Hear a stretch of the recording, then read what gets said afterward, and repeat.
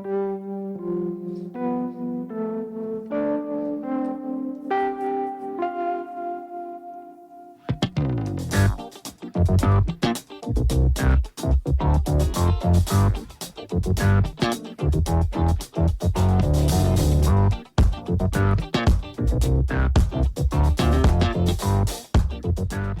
folks, and welcome to the Daily Ratings Podcast. It's a show where each week we sit down with Vincent Daly to get his thoughts on the latest movies he's been watching, both older films and new releases. And don't worry, there's no spoilers. Vince will give a brief review of the movie, share some thoughts, and of course, then rate the film. The daily ratings are always fair, honest, and most importantly, they're consistent. On today's show, Vince will be rating and reviewing THX 1138, directed by George Lucas, Pig by Michael Sarnowski, The Card Counter by Paul Schrader, Finch by Miguel Sapochnik, and newly released The Tragedy of Macbeth, directed by Joel Cohen. So stay tuned and enjoy the show.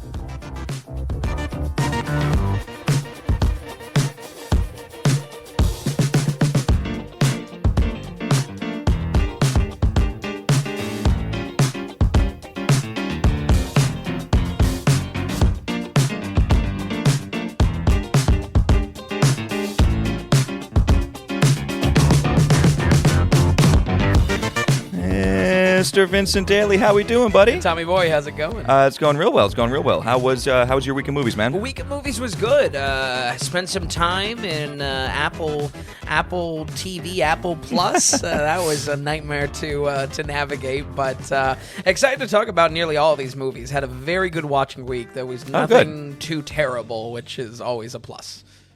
Yeah, nothing, you know, and nothing too terrible definitely is a plus. Is a pretty good plus. Yeah.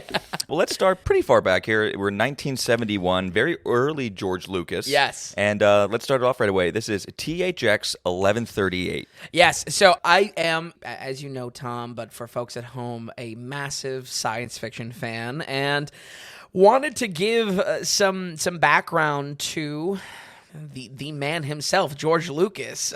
Infamous or not, this is George Lucas's first feature-length film, and wanted to dive into that to see much how we jumped back to David Cronenberg and leading up to things. Wanted to see if I could spot some trends, some habits, some motifs of what George Lucas likes to direct over, and THX was a very interesting sci-fi film.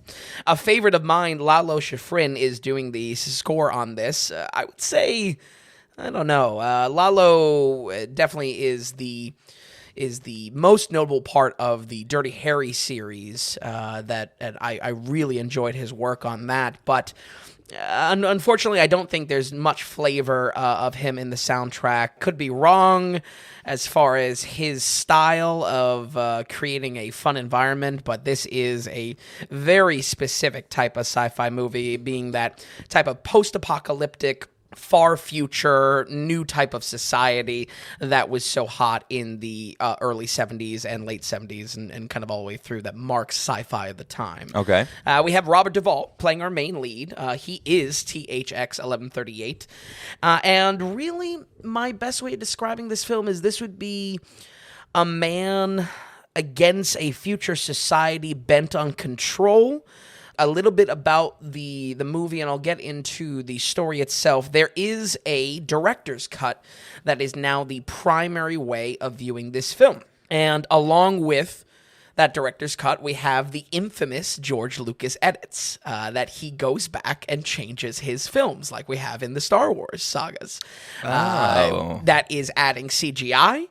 That is adding new sequences entirely. And this film, once again, I mean, much like there is with the, with New Hope and really the original trilogy, there's a very hard time you're going to find trying to track down the original version of this. This director's cut is now the primary version. Okay, so if you get it online or you get it on streaming apps or something like that, you pay for it on Amazon. Yeah. This is the actual director's cut. Exactly. Interesting. Okay. I wanted to bring it up because, I mean, if this project is to be is trying to find George Lucas's habits, good or bad, I mean, his first film may have been one of those first films that he went back and added CGI that is dated already, now viewing it today. Right. I think maybe around like 2004, I think a lot of these remasters came out, at least for THX 1138.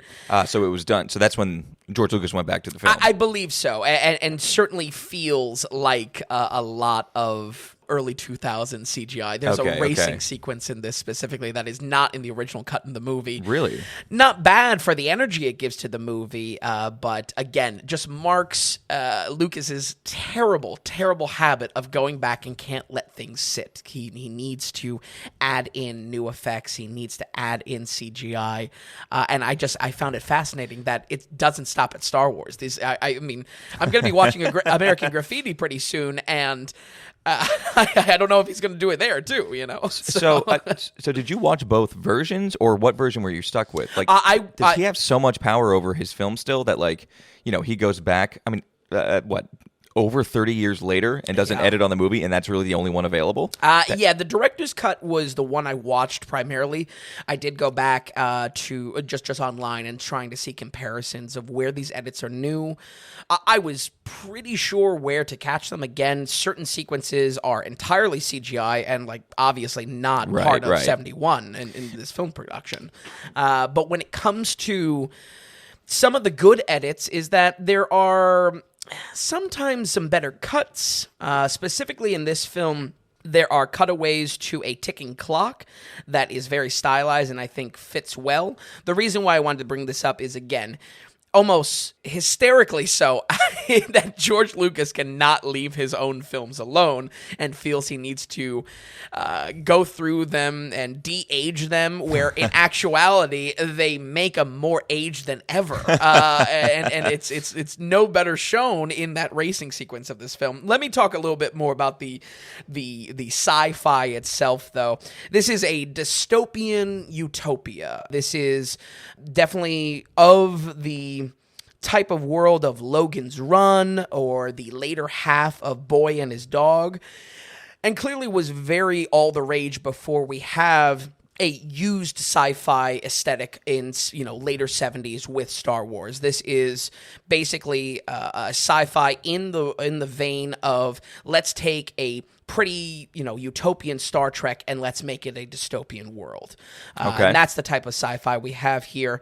It is the world itself is a magnification of a lot of concepts: consumerism, work, medication, pleasure, guilt, and it is really just a blown out concept of all of these. I think while this got my sci-fi tingles going, and Tom, for folks at home, Tom knows how prone I am to really being taken away from a sci-fi film. Sure. And really falling in love with it for these reasons. It definitely got those tingles going for me. It has little follow-through, though, and I would say if I have to kind of critique this whole film as a bird's eye, especially the original work of it before the Lucas edits going into this, the stylings are surface level. For instance, its critique through this sci-fi world of work and consumerism. It's there. It has little follow-through to do anything. It has little critique to follow through. I don't think it's beyond some window dressings for the sci-fi world, which if I had to do a pass-fail for why I think that goes above in certain aspects, if that styling is taking on a role in the storytelling, taking on a role for the arc of our characters in some way, that's going to push those type of themes, those type of window dressings to great, and be a better aspect of a sci-fi film for me. To me, though, this is on the latter on the bad side of that it's there, certainly cool to see, certainly stylistic.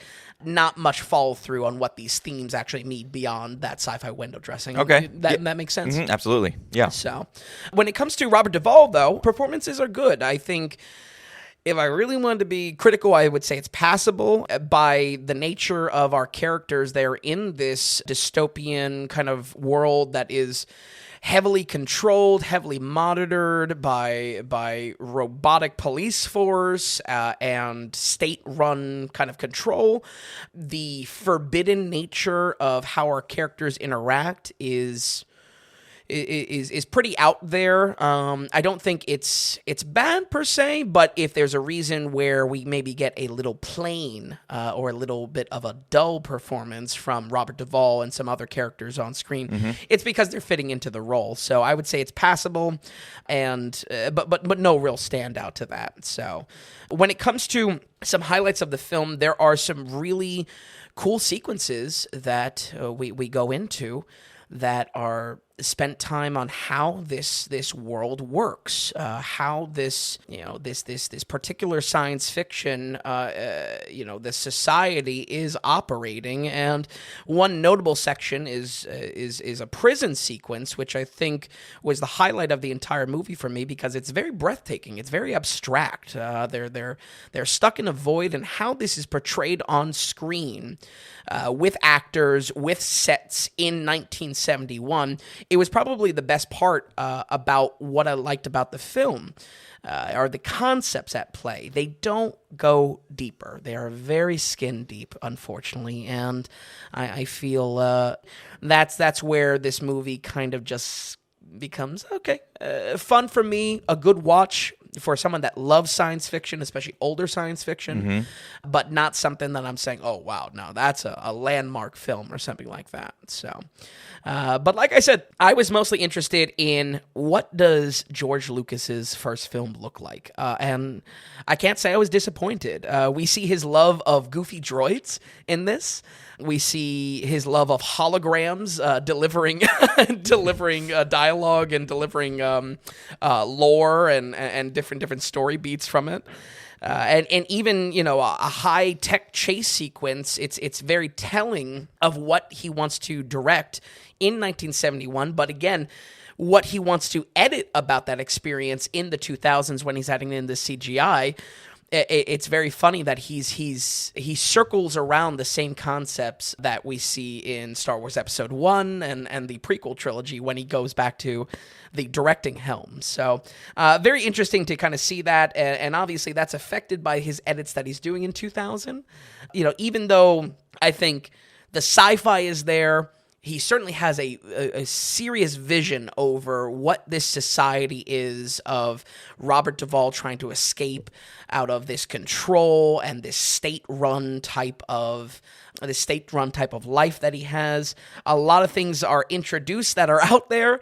I think where it falls apart is that even with the concepts George is introducing, it doesn't even play to its own logic. For instance, holograms are a really big thing into us, and we actually meet a hologram character. I couldn't tell if it was he was being mind tricked into believing he was a hologram because he's a real person. He's touching things. It just made me wonder, does George not understand the rules of his own tech he is introducing? Or if there was a kind of a greater follow through on the control and I'm trying to think here, the programming, the social engineering of it. I don't know. It's definitely out there. But even though the point I'm making, even though the sci-fi is on full blast here, it is a lot of style over substance, and that style works as a foundation for a filmmaker that would eventually define the genre. I think THX specifically is not necessarily you need to race to see, though if you are a lover of sci-fi, the rule always with Tom and I is that I grade it probably 10 points higher if it's a sci-fi than we need to be.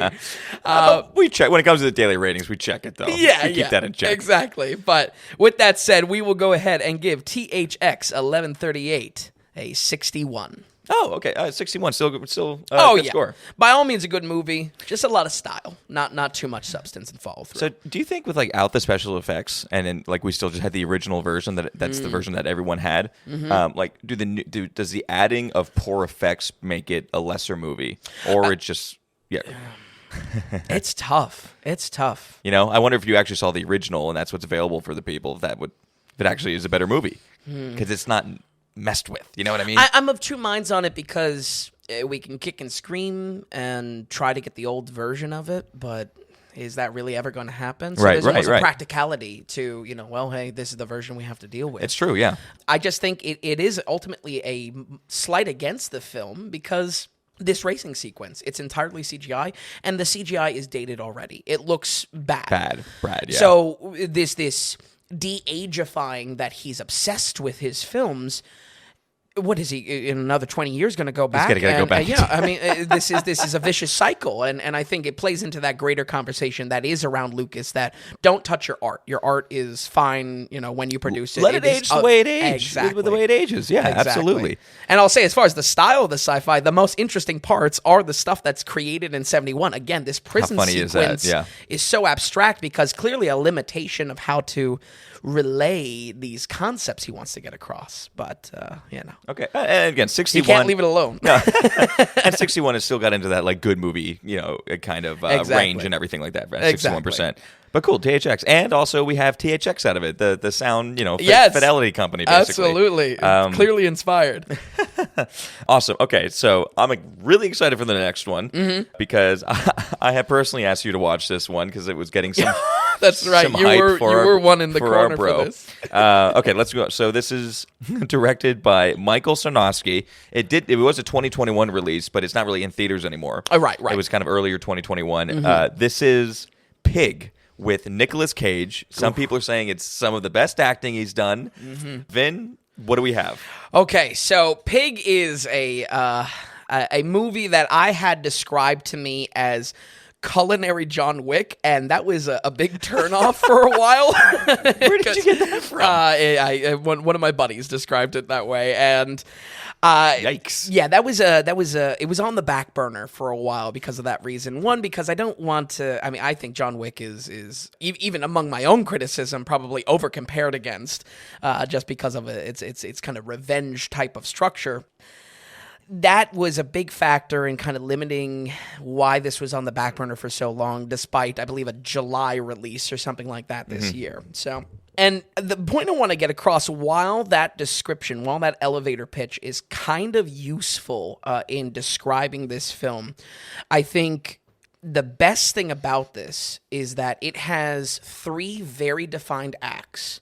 Broken up, I believe, almost precisely in 30-minute segments. It's only like an hour and 30, if I'm correct. It's like an hour and 32, yeah. Yeah. These acts break up. While that first act could probably, unjustly be summarized by this like kind of John Wick style revenge thing, man, is this movie something unique. This movie goes in a totally different direction than what you expect. Okay.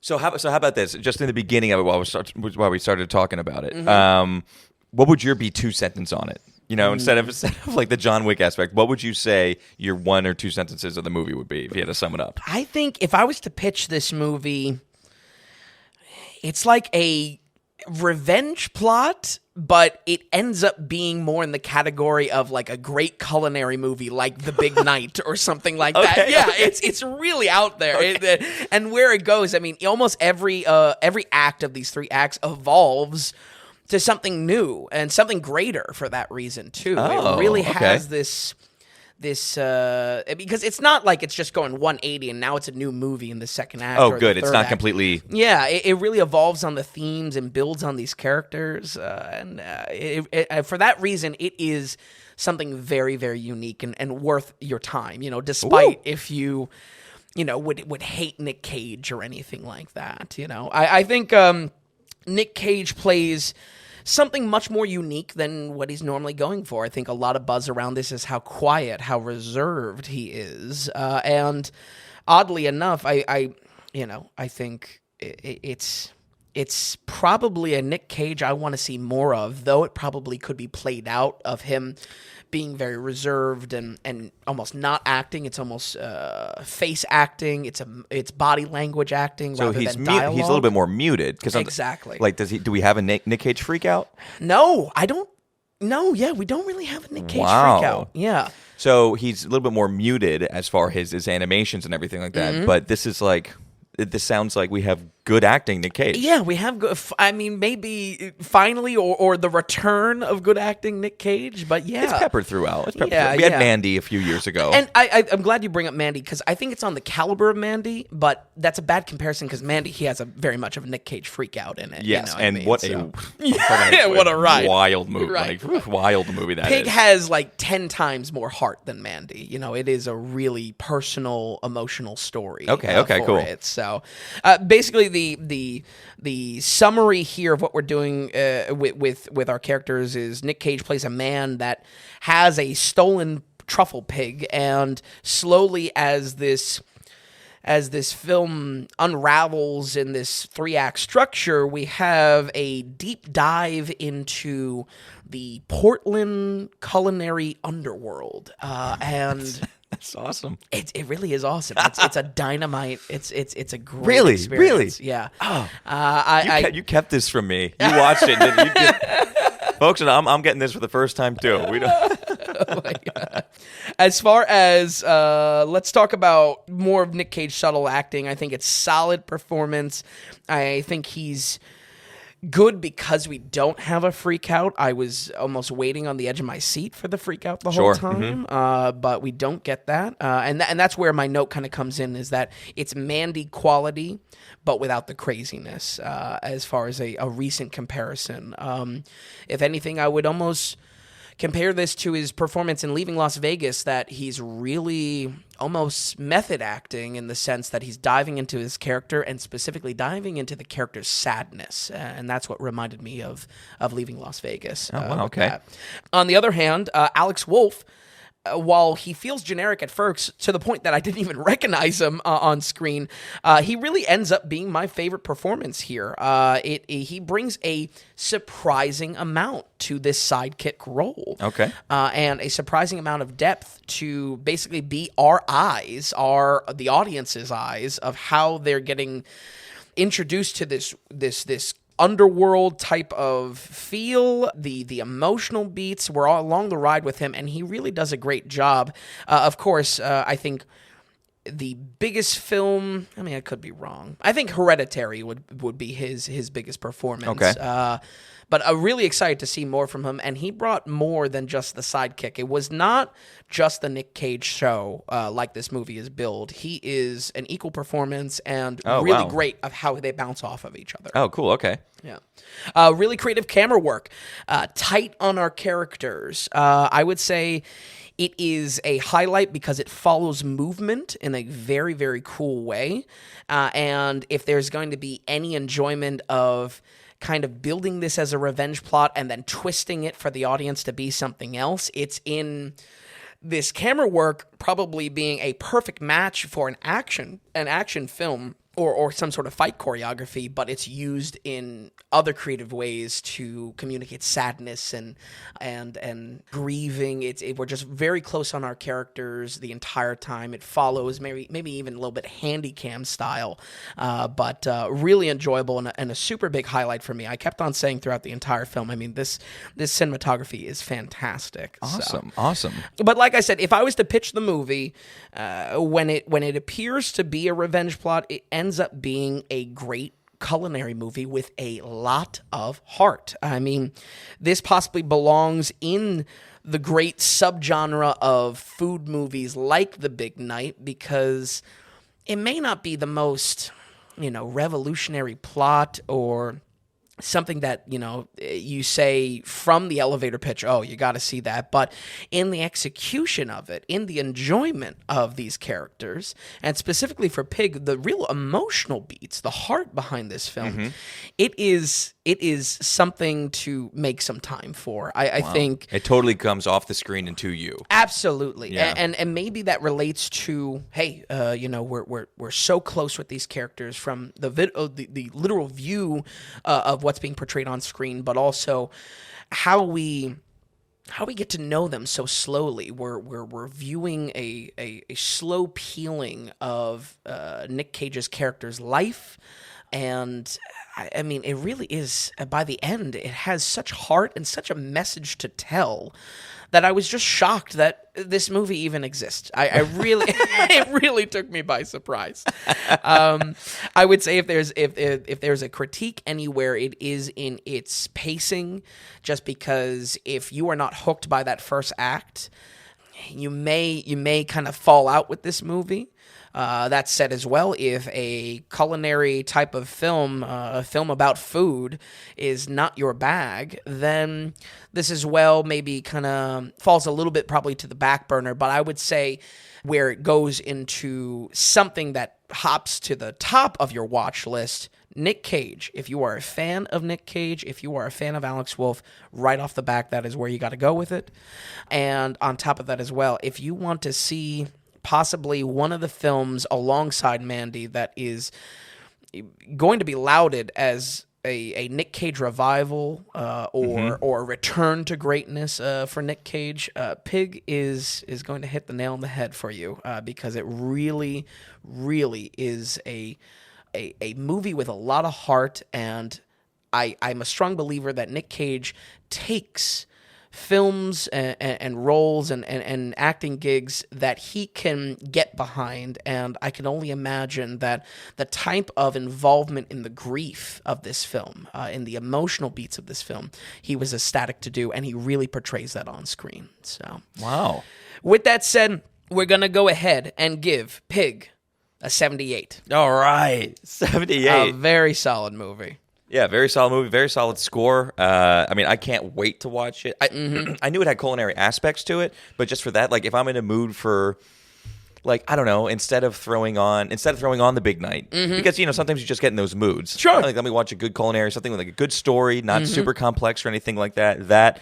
I mean, it's weird to say, but even like, all right, like a Ratatouille even. Oh, yeah, for sure. You know, it's just like, I was trying to think what that subgenre would be. Absolutely. I know, like, I don't know if it would go in like Burnt with Sure. With what's his, Bradley Cooper. Yep. You know, something like that. But you get in those moods, kind of that, or a Nick Cage mood, or just a good movie. I mean, a 78 is it's just a very good movie. Absolutely, and I think very good. Very good. I was happy to be surprised by it because again, this was on the back burner because I was expecting the hype's just way too high on this. I got to keep that in check, and really, you get past that 30-minute mark, and the film just transforms. And I'm sure not that the first 30 was bad. It's just the second 30 and the third, and the third act was just better. And that and that first act is where all the marketing, all the hype of this film, all those elevator pitches of John Wick, which is really not a good way to describe this movie at all. If anything, it sabotages the viewing experience. Right. That's where it comes from, and it's so much more heart. Man, that's awesome. I cannot wait. I was waiting for you to review it until I watch it, actually. So I'm probably going to watch that this week. Fantastic. Okay, so Pig at a 78. Yep. That's awesome to hear. Let's keep it going now. You know, we just have a lot of newer movies. Like Pig was 2021, and you know, these just came out earlier in the year, so it's nice to kind of just catch up on these. The next one is The Card Counter by Paul Schrader with Oscar Isaac in a leading role. What do we have? So this is a... I'm going to kind of go back on it being a solid week of movies because this was actually a little bit disappointing. Okay. I'm eating my words. This is a very moody, technical casino flick. Very focused on giving a hardcore look at strategy, at odds, which is where the movie is really at its best, but also incorporates, I don't know, kind of a mishandled or lost or wasted potential story with our actual characters involved. Paul Schrader is someone I don't have any watch time with, or next to no watch time with, and Marty is behind this as a producer role, Martin Scorsese. So he goes, oh, you see. You got a bone to pick with Marty, Tom. No, not at all. Not at all. Unfortunately, I think this belongs to the category of movies that it is shitty, but I have thoughts about its potential. Okay, yeah. That's really my best kind of pitch for this. I don't think this has an amazing script. Oscar Isaac plays a character that is heavily involved and very, very skilled at card counting, at manipulating card games, and being on the up and up. But his motivations to do so are not for fame, not for money, and we slowly unpack why that is the case, why he does what he does. Okay. structurally, the stakes are a little weak for that reason because I don't know. It just kind of falls short. You know, there are reasons to why Oscar Isaac's character is so methodical, neurotic even in areas, but when we finally find that out, it doesn't really have the best thematic tie, and I think it relates to a very poor script, or not an amazing script. Monologues are very highbrow. This is where he is going through a deep technical dive to how to card count, what kind of stakes you're looking for, what triggers you're looking for, and that is when it's at its best. When it is at its worst, and I really mean worst, folks, is the dialogue back and forth. Tiffany Haddish, I think her name is. We have the guy, the kid from Ty Sheridan. Yep, Ready Player One. The dialogue back and forth, it is so robotic. It is just like question and answer, and the performances aren't terrible for that reason, but it just has no flow. It really feels like a robot wrote this script. Really? It has no flow.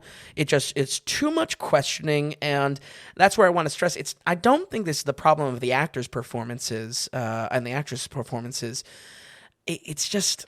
Man, it just poorly written. Yeah, it doesn't have flow, and I think it really sabotaged things. What's a shame is that, again, in these monologues where Oscar Isaac is narrating over the strategy of odds and the tricks of the trade of what he employs on the casino floor, that really is wonderful. That technical dive is fantastic, but it's just such a weak plot. And I mean, being straight up about it, I mean, the casino elements are honestly the B plot or the sprinkling of variety through the main plot, which is why he does the things he does and how he's involved with and how we got into this life of manipulating odds and living on the casino floor, basically. Okay. Let's talk about the highlight. If you are into nuts and bolts kind of casino operation, the gambling scenes are the best because we have a very cool narration from Oscar Isaac over it. Okay. It's very entertaining, the type of info dumps and the type of even design on screen of what we're seeing reminded me a little bit of I'm trying to think here, Big Short. You have these moments where they're explaining economic factors. Yeah, you have very technical and kind of confusing things, and how do you break them down and make them simple and bite-sized for the audience? Exactly, and that very simply is done with card counting, is done with odds on a lot of different things other than blackjack, and those are really enjoyable. I really just wish the plot was crafted around that.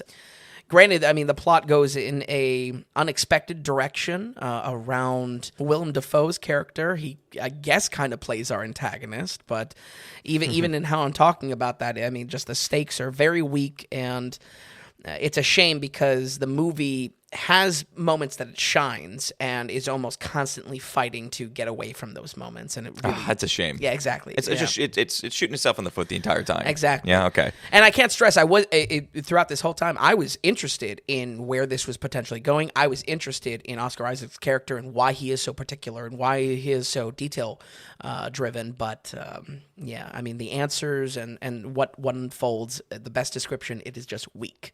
I think this movie shines with a very cool soundtrack, and I think, unfortunately, that cool soundtrack is being layered over the moments that are probably great on their own, and those, once again, are those strategy segments around card strategy and card tricks. I wish it just, once again, would have been dispersed out a little bit. It just feels like wasted potential, and for that reason, this movie works in 2 out of 3 ways. Soundtrack, the feel, that's one way. The gambling, the strategy segments, that's the second way. But there is a very big third that it just falls short, and that encompasses the story, the plot, the script, the stakes. It is all just extremely weak. And I think, unfortunately, a cast that I like. I like cast. nearly all these Oscar these Isaac actors. is great, yeah. Absolutely. it could not save it, and makes me wonder what maybe Marty saw as a producer in this, in the marketing of this. Marty's name was really thrown out there. I would say almost even over Paul Schrader as the director. Reminded me of some of the fast hand movements that was done with the M. Night Shyamalan.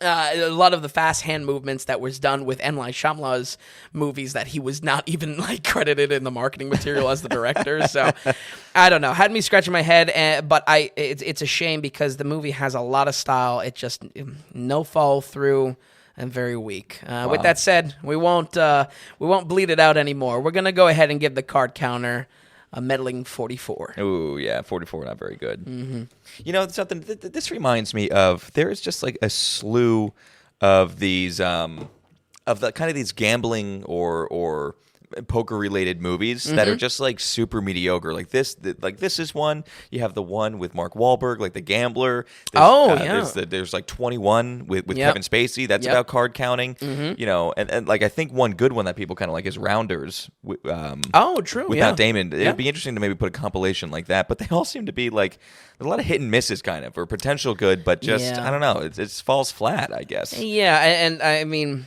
I don't know. I guess my hype behind this is I saw Marty, and of course I think of Casino. Probably the king of all the Casino movies. And like you said, good. You got Oscar Isaac and everything like that. So it has its wasted potential maybe. Yep, exactly. So okay, well 44, not exactly the best, but okay, let's see how this turns around here. We're gonna go to once again another 2021 film, not in theaters anymore. This is Apple though, direct first of Tom Hanks. No, second. Tom Hanks, he's doing 3 movies with Apple, but this is Finch. And, it's, what do we have in with Finch? Tom Hanks up to bat again with Apple TV. First one was Greyhound, and while I wasn't too much of a fan of this, Finch, or rather too much of a fan of Greyhound, Finch is a sci-fi movie. It is about a cutesy post-apocalyptic sci-fi movie. And really, I would almost put this into almost a family movie genre. I think there's an interesting melding of styles and genres here. Obviously, it's because of the post-apocalyptic nature of the world that Tom Hanks lives in. It might be a little bit tough to show this to the whole family, but there is a lot of time spent with the almost Wall-E-like cutesy robots that is happening on screen. Finch is about a man that creates a robot caretaker for his dog and embarks on a journey through the wasteland of what the world has become. For the most part, that apocalyptic setting, or the science behind the sci-fi, is one of I believe the sun growing in size and the ozone is falling apart, and now the sunlight itself is intense and unlivable. So there's a lot of sheltered segments. Unfortunately, and we've talked many a times about this, Tom, I cannot shake this being a COVID production because most of this film takes place within an RV or within a workshop. There is no one beyond Tom Hanks in this film that is a human. Everyone else is a robot. But there are humans in the world. So once again, I don't want to knock it too much for that, but do you think it was so it doesn't mean it has to be a bad movie? No, this certainly could have been made outside of COVID stuff and everything like that, but it just something about it just felt off. My note here, this feels like a prime TNT or FX movie you would catch on an afternoon. Maybe if Apple lets go of the grasp there a little bit. The movie is probably closest in structure to an I Am Legend or something like that, where it's solo time for our main character. And, I mean, there's a dog and all in this movie, I hate to make the comparison, but is it a lot like Tom Hanks on the island with Wilson and Castaway? I totally forgot about Castaway. I don't know why. No, I don't know. Or was it less riveting? Let me give Castaway another watch, maybe. It's definitely less riveting than Castaway. Yeah, okay. I would say that. Okay. But I think, especially with the wasteland element, and literally, the whole reason why his character is creating this robot is to take care of this dog. Very I Am Legend in that type of focus, and how it's even shot. I hope you like Tom Hanks, folks at home, because he's the only one here. It's a good performance. It's definitely great because I think if anyone's going to hold interest in slowly building depth in a character, what they decide to highlight in the interactions with the robots, what they decide to turn away from and maybe are a little shy about. I mean, Tom does bring in Tom Hanks, not not Tom, not across the table. Tom brings a lot of depth to it, and if there's going to be anyone on screen, I think he is a good match. The performance here, though, is tough because the robot that he builds, it is Finch. No, I'm sorry. No, he is Finch. Tom Hanks is Finch. Tom Hanks is Finch. I forget what the robot's name is. Jeff? Jeff, thank you. That's right. Forgive me for forgetting Jeff. The robot is learning. It's an adapting AI throughout the whole film. So slowly, language and full sentence structure and it grows on the robot. But I would say that comes much later. And for a while, we're having Tom doing cutesy things with the robot. Okay. So I would say a big plus for me is practical effects here. There is obviously a lot of CGI, but basically the practical effects are done on certain robots, certain puppet work, specifically for the robot, Jeff. It is a real head on a CGI body. I would imagine probably in the production of it, you have like a wire work leading up to the head. Right. I think it was some really great ways to do the CGI and do a robot that Tom has to be bouncing off of in scenes because you have a real head with motors and eyes, kind of, the optics kind of zooming in and whatnot. And I think it gives it a lot of life. I think if there is going to be a selling point to this cutesy robot, it is the mix of practical effects and CGI in this. So, was the dog CGI or did they use a real dog? Real dog. Okay. Yeah, thankfully. Yeah. Thankfully. Overall, I think, if this movie is going to boil down to the robot as well being the heart of it, I think it is sold in that mix of practical and CGI effects. So definitely a good note for me. And creative use of melding and combining those two aspects together, that's always going to be a plus for me, rather than just straight CGI. Absolutely. Yeah. This, I'm of two minds because this is obviously built to more of a heartfelt family sci-fi adventure. I think the science fiction elements are where it's a little weak for me because this movie felt like it has a very weak commitment to the rules it itself sets up. Okay. The rules of the world, the rules of how the science and the technology exists. It feels like things are brushed across very quickly. Some things that they go back on, and it just doesn't make sense. But I'm going to kind of clock it back a little bit because ultimately, if this is really going to be a family adventure, it doesn't need to be, really sound.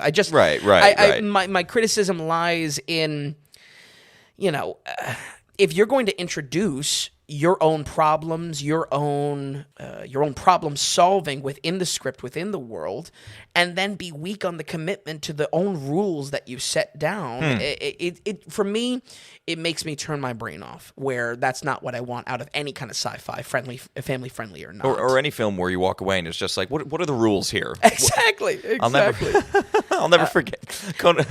Real quick, Conan O'Brien. I remember he was like, it was one of the Avenger movies that he practically had to walk out of the theater. And afterwards in the lobby, there's like, what's up? What's wrong with it? And he's just like, I don't do portals. Once when you do portals, what are the rules? What's the structure to the film anymore? Right. But and anyway. they live and die on portals now with Doctor Strange. But it's just the thing of just like, if you're setting up the rules and then kind of breaking them or not following them or not caring about them, it's exactly what you said. You lose interest. Exactly. And again, this doesn't come out of nowhere because the film is introducing these concepts themselves. Right. You know what I mean? So if you don't want to play to that, then don't introduce it. But for that reason, I mean, I think this film, the best elevator pitch I can give it is it is trying to tell a live-action Pixar story, very Wall-E, cutesy robot, wrapped up in a little bit of a harsh world, but how was the post-apocalyptic kind of world set up? Was it cool? I like once again what they're setting up as the stakes of why they have to travel certain ways or what the journey through the wasteland is, but that is a main highlight of where the weak commitment to these rules lie. It's in that world itself. Was it at all? Because it looked I remember watching the trailer, it was like very sandy and everything like this, and now you're saying that the intensity of the sun, was it like... Was it the dry and hot version of, what was it, Not Day After Tomorrow? What's the film with Dennis Quaid? That's Day After Tomorrow. Yeah, Day After Tomorrow. Was it an ice version or a sandy version of Day After Tomorrow? Sandy version of Day After Tomorrow combined with Wall-E. Okay. That's a good pie. That's a good combination. Gotcha, okay. Yeah, I think, not a super hardcore sci-fi setting, but I think if you see this as a family-friendly kind of film, maybe young teenager type of sci-fi, it's a little bit more forgivable. And I think for the reason of the practical effects and some really highlights there, it's a pretty slick sci-fi too, but wasn't really engaged with it. And that's no real problem other than the film maybe not shooting for super dense type of sci-fi world. Right. The goal of it from the outset is a fun story with Tom Hanks in a sci-fi world with a dog and a robot. Okay. That's basically pulling on heartstrings a little bit too? Absolutely. Okay, yeah. Absolutely. And that's where the Pixar elements kind of come into play. Yeah, definitely. Okay. With that said, we will go ahead and give Finch 56. Okay, Finch. All right, 56, not bad. If you're dying to watch something on Apple TV, guess what? You got some fodder. It sounds like if you wanted kind of like a good story between man and animal or man and other thing going on, heartstring, maybe just watch Pig? Sure. Absolutely. Absolutely. Okay, so Finch 56. And like we said, that's that Tom Hanks has 3 movies planned for Apple when Greyhound, Finch. I believe it's 3. Yeah. Well, we'll find out. Usually they work in that. It's like the Adam Sandler deals with Netflix. Right. Well, that's like 6 how or many? something. Yeah. Finch. Okay, all right, 56. Not terrible, and I think you hit it on the head. Just like maybe younger audience. It's PG-13. Yeah. Get that teen kind of family flick. Exactly. That Wall-E, cutesy, post-apocalyptic. Exactly. Yeah. There's a market out there for it, but maybe not for the mass audience. Yeah. All right, so we have one more film left. That's the now playing, kind of like recently released film.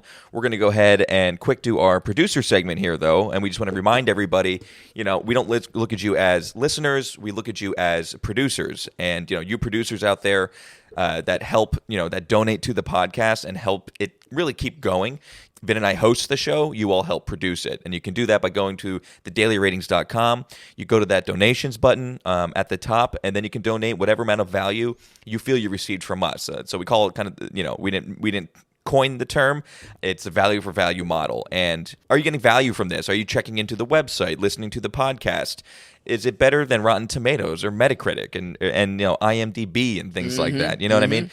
Our little tagline is fair, honest, consistent. We don't really think that exists with some of those bigger guys. Definitely not. Yeah. So, and we're having fun with this, but we just asked for maybe a little bit of contribution because, this takes time. It takes a little bit of money for sure. And to all you producers who help produce the podcast, you get that producer credit, and you can write a note in. We read your note on air when you donate money to us, and it opens up a dialogue with the producers and people tuning in, and we can kind of get feedback from you, and we can just talk. We can talk film and everything like that. That's why we all started this, and it's a blast. We're having a lot of fun with it. Absolutely. And the biggest thing is like we said, we really tried to be fair, honest, consistent. Vin's watching some of these movies 3, 4. I mean, you watched when we did Dune a few weeks ago. I watched it 5 times before we sat down. That's true. It's not just like we're just trying to do this to get them out. We do this because we really take a lot of care in this. And if you disagree with something, you can, but at least where we're coming from. We're not just putting down numbers to put down numbers. Exactly. There's a lot of care in here. Rotten Tomatoes is owned like 75% from Comcast, NBC, or something like that. It's like, okay, They don't care. There's no sweat off their back. Exactly. They're throwing out 100s like it's candy, So, but that's kind of what we do here, and that's how we operate. We operate off that value for value model. And again, it's dailyratings.com. Go to the donations tab and become a producer. Again, to all you producers out there, you are the most beautiful people. We appreciate it so much. And so with that, we're going to go ahead into our last film, our in theaters now. This is one I'm definitely really excited to hear about. I've been excited that I knew it was coming. We have The Tragedy of Macbeth. Again, an Apple release film, but it is with one of the Coen brothers, Joel Coen, and A24 production, which we've been really liking. Absolutely. So The Tragedy of Macbeth, Vin, how was it? This was a movie I was kind of going in lukewarm to. I wasn't really exactly excited to see a interpretation of a Shakespeare on screen. This movie, right off the back, is letterboxed. Probably we're going to see a lot more A24 films with this kind of letterboxing on the side and black bars and on it. Yeah, that's the aspect ratio where we're used to like 18:9 ratio or something like that. That horizontal kind of, rectangle, and this is shot in a square, essentially. Exactly, yeah. Unfortunately, I don't see a huge reason for it to be presented in this way. It's also in black and white, and I just would like to throw out there that I still think the king of it is Lighthouse for how it used the black bars on the screen in the setting of itself and in the type of shots that we saw, almost an endless blackness. There's nothing like that in this, and kind of, I want to note it in the early part because if you don't necessarily love black and white films, if you are not a fan of this letterboxing, it is, absolutely one of those. For all purposes, though, a beat for beat Macbeth retelling, and folks, I mean, I ain't no literary professor, so forgive me if maybe there's a slim analysis on the script, but I think this does have some flair of its own from what I remember from Macbeth and reading it in probably early college, I want to say. And when it comes to Joel Coen directing, I think that flair does include, some new characters, some sequences, some lines that make it a bit more of an adaptation. It's very beat for beat, but occasionally we get some Coen Brothers style within there. I mean, the style is throughout the film, but some just straight Coen Brothers style. Does it feel like you're watching a play on screen, or did they do a good job putting a play and making it into a film? Does it feel like a film? Yes, it absolutely does feel like a film. Okay. It feels like a play in some things, but wonderful for that reason. Oh, okay, cool. And cool. that's in some setting design as well. When it comes to that flair, just for folks at home that have seen this film, there is a gatekeeper character that I tried to do some research to see if it was in the original Macbeth. The reason why I think this is an addition from Joel Coen is that it just feels like a Coen Brothers type of wacky character in the lines that he says, and there was a bit there I couldn't fact check it perfectly. So again, I think for all intents and purposes, this is beat for beat Shakespeare, and pretty great for that reason. Macbeth is a wonderful story of plotting and conspiracy and paranoia. For that reason, this is, really, we've talked about Oscar bait. This is a platform for performances, and you're probably expecting me to talk about Denzel. You're probably expecting me to talk about Frances McDormand. Mm-hmm. I am going to talk about Catherine Hunter. I had no idea who Catherine Hunter was. Okay. I had no clue of her acting. I believe she was in the Harry Potter films, I think, from when I looked up.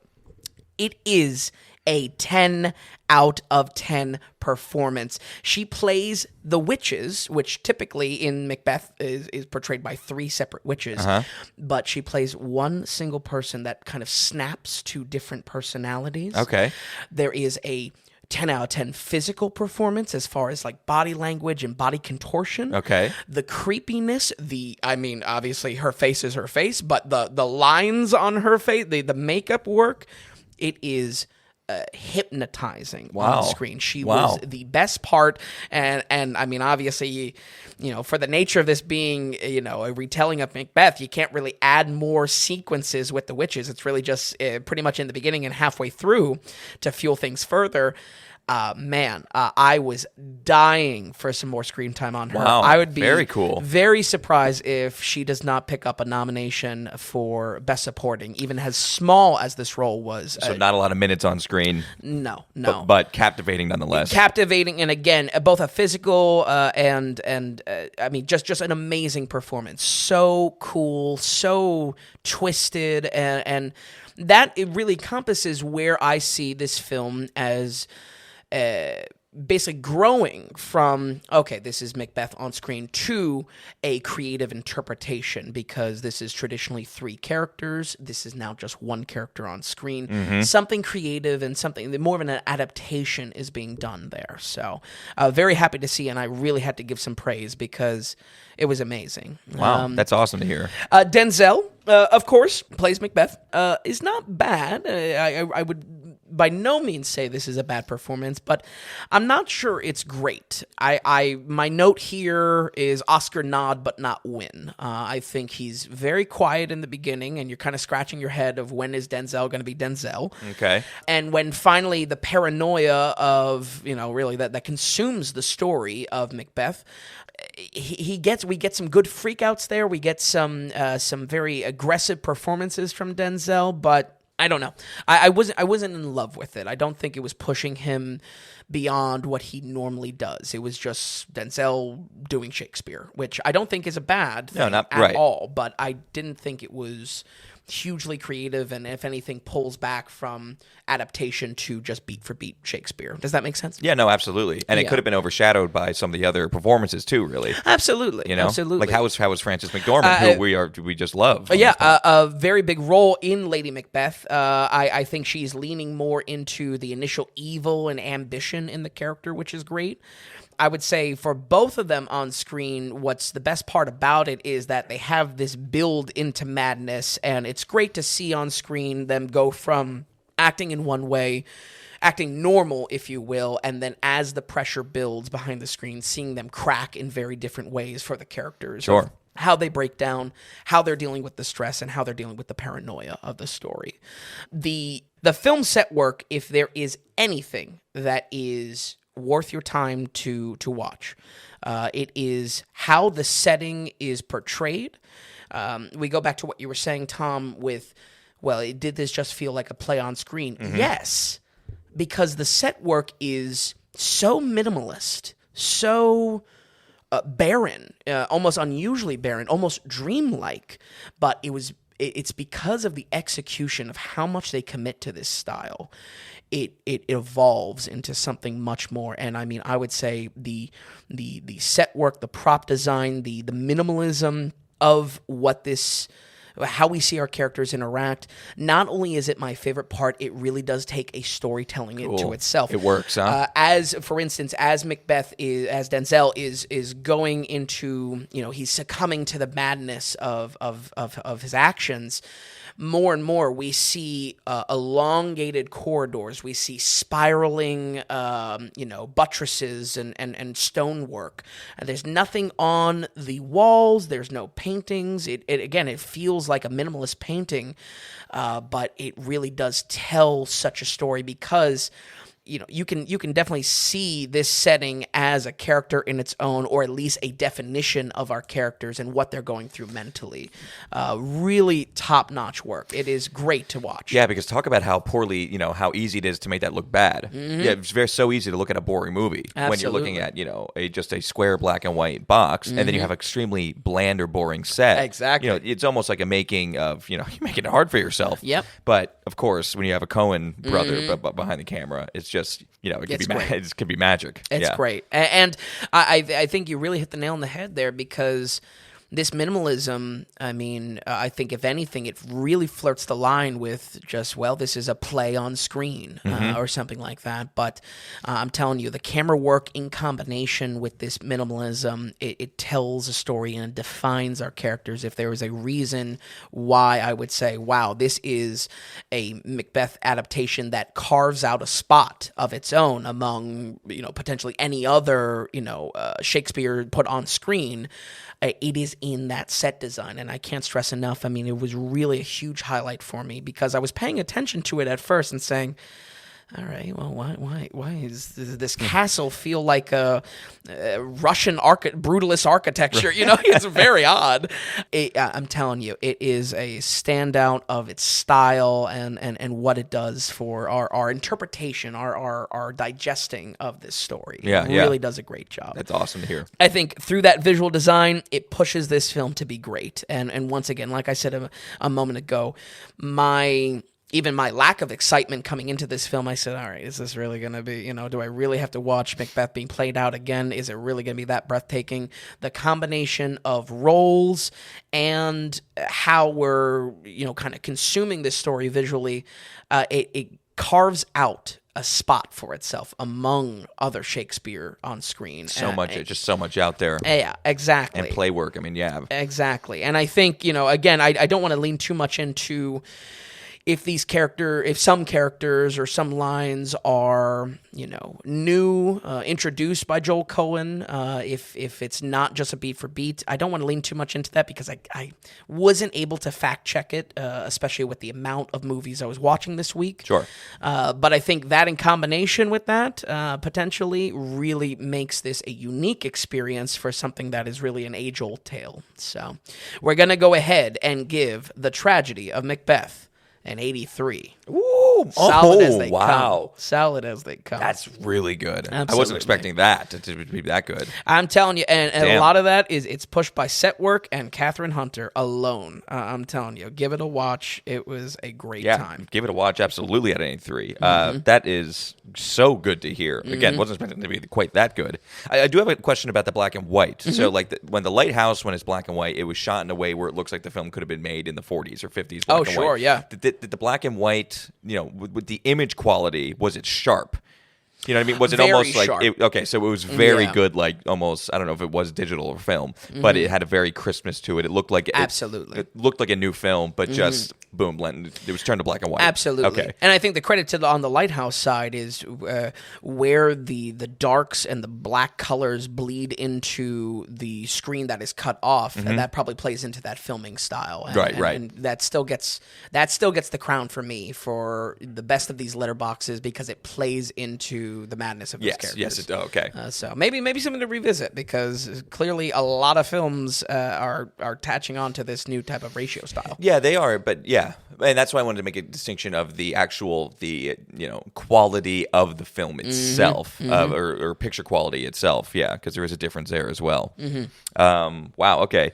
All right, Vin. I mean, 83 on The Tragedy of Macbeth. That is fantastic. Is there anything else you'd like to add? Or should we roll credits here? No, I think that's good. I'm significantly hoping that I cover bases before Oscar nominations are put out there, and then we'll have a back catalog that we can go to. But good old Oscars. Good old Academy. But I'm hoping to kind of knock a lot of these out beforehand, so that it's not this laundry list of a watch list for me or for you at home as well. So Macbeth is worth your time, and it's probably going to be a big contender coming up. So worth a watch for sure. All right, that's awesome. Well, Vin, we appreciate you stopping by and watching all those films for us. Folks at home, we're just going to run through these one more time. We have THX 1138 with a 61%. Pig with a 78, The Card Counter with a 44, Finch with a 56, and The Tragedy of Macbeth with an 83%. We thank you all so much for listening, and we will see you next week on the Daily Ratings Podcast.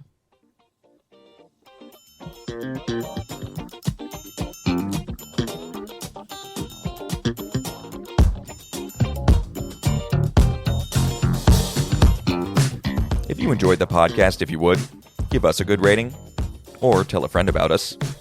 If you're wondering if a film is worth a watch, or if you'd just like to see more movie ratings from Vince, be sure to stop by thedailyratings.com, where we have our ever-expanding catalog of films. Also, if you found value in the podcast or our site, become a producer and go to the donations tab on thedailyratings.com. You can donate whatever amount of value you feel you received from us. You'll get a producer mention on the next podcast episode, too. We're looking to build this into something large and great, but also be independent from those corporate sponsors. So we greatly appreciate any support from you all. So thanks so much, and we'll see you next time on the Daily Ratings Podcast.